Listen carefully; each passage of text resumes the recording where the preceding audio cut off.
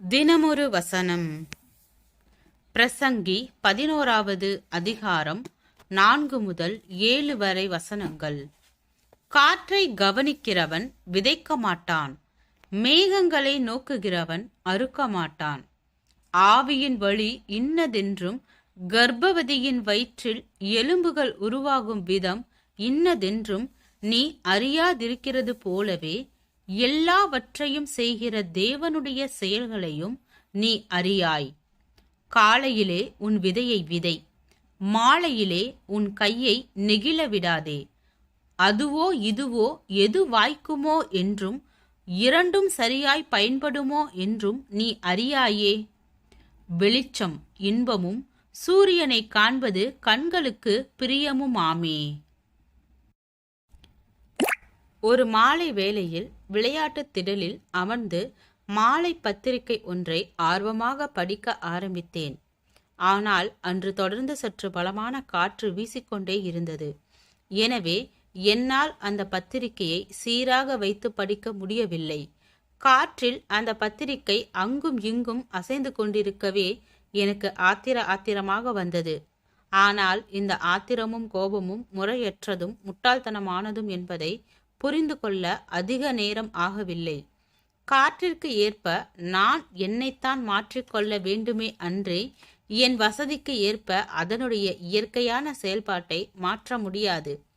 சிலருடைய இயற்கையான சுபாவங்களும் நடைமுறைகளும் நம்மை தொந்தரவு படுத்துகிறவைகளாக இருக்க முடியும். சிலருடைய இயற்கையான கருத்தோட்டங்களும் சிந்தனைகளும் நம்முடைய மனநிலைகளை பாதிக்கின்ற தன்மையுடையவைகளாக இருக்கலாம். அவர்களை நாம் விரும்புகின்ற விதத்தில் வார்த்தை எடுத்து நம்முடைய வசதிக்கு ஏற்ப வைக்க முடியாது. நாம் தான் நம்மை தேவையான அளவிற்கு மாற்றி அமைத்து கொள்ள வேண்டும். தேவனுடைய நியாயங்களுக்கு முரண்படாத விதமாக நம்முடைய நியாயங்களை தேவையான அளவிற்கு அனுசரித்து போகும் விதமாக செய்து கொள்ள வேண்டும். எனக்கேற்றபடி எல்லோரும் எனக்கேற்றபடி எல்லாம் இருக்க வேண்டும் என எதிர்பார்த்தால் மற்றவர்களோடு நாம் எந்த தொடர்பும் வைத்து எதையும் செய்ய முடியாது.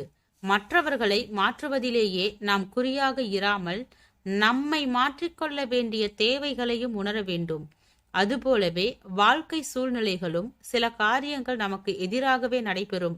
சில காற்றுகள் நமக்கு எதிராகவே சில வேளை வீசும். அவைகளின் மேல் கசந்து கொண்டிருப்பதால் அவைகளை மாற்றிவிட முடியாது. அவைகளின் நடுவிலும் நாம் வாழ பழகிக்கொள்ள வேண்டும். யோசேப்பிற்கும் தாவீதுக்கும் தானியேலுக்கும் வாழ்க்கை சூழ்நிலைகள் சாதகமாக அமையவில்லை. ஆனாலும் அவர்கள் எல்லாம் தங்களுக்கு எதிராக இயங்குகின்றது என்று கசந்து போய் கோப உணர்வுகளில் சிக்கவில்லை. தேவனுடைய கிருபையை நாடி அவைகளுக்கு நடுவில் எப்படி வாழ்வது என்பதை கற்றுக்கொண்டு அவைகளை வெற்றியாக கடந்து சென்றார்கள். ஜெபம். தேவனுக்கு ஸ்தோத்திரம்.